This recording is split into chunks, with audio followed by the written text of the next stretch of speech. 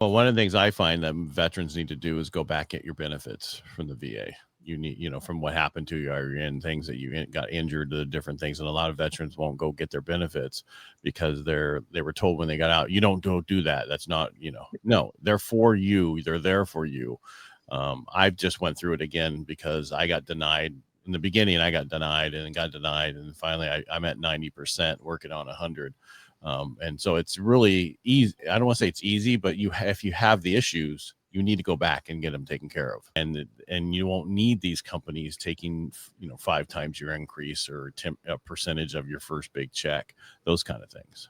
So. I think that's great because, I mean, when you go to and you start talking to those veterans who have attempted suicide, or you start talking to close friends and family members of those who have died by suicide, a lot of the reasons that come up, because there's usually more than one, is that it's overwhelming to try to get benefits. You need to get that person in that has issues now.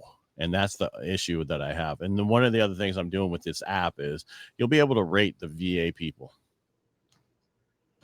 that you deal with to see where the problems are. So that way the secretary of the VA can get rid of the people who are causing the problems.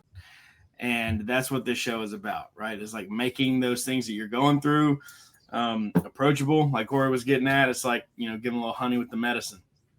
And, we just talk about stuff that's happened to us and how we've dealt with it, and whether it was good, whether it was bad, whether we, learned not to do that again or whatever. It's not scripted. We're on there. We're happy. These emotions that come up are real. And we want to just show, I think the main benefit of it, and you guys might can speak to this too, is like just hearing somebody say the thing that you're feeling and don't know how to say or don't feel comfortable saying is so powerful and like so helpful. Like you would have a conversation with your friends. So, well, the biggest thing about veteran side is they don't ask for help. And I always tell them, if you were under fire, you would ask for air support. So what's the difference? If you have a physical ailment, you break your leg, you hit your elbow and bust it open, you need stitches, you're going to go to the doctor. So like, I hope we can get to a place where mental health is as serious to us as physical health. We need to deal with these. And there's so many different ways to deal with these, the mental health aspect of it. I don't care what you do or how you do it, just go get help somewhere. Yeah. I think that, us in the veteran community have been kind of battling this, especially since, War on Terror. That's the 70% of suicide rate right now is for 50 and older. And people didn't understand why. And it's because they were the generation who didn't ask for help.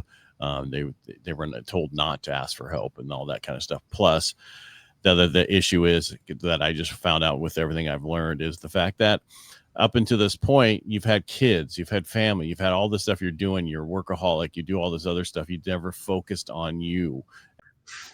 Well, we're trying to talk about how, like, if you're just patient, right, and you're out there and you're working hard and you're open to resources and like you've got a good set of friends, like all those ingredients are just like in this stew, right? They're all going to come together, and you will be better for it because the end result's going to be tasty, and it's going to,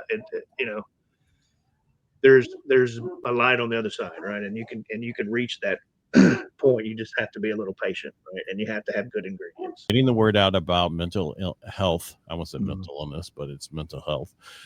And I mean, especially my big push is the veteran community, because I have to have a mission to focus in one area. Because if you focus in one area, then people hear you. You push away the people that you don't want, and you bring the people to you that you need, that wants to hear it.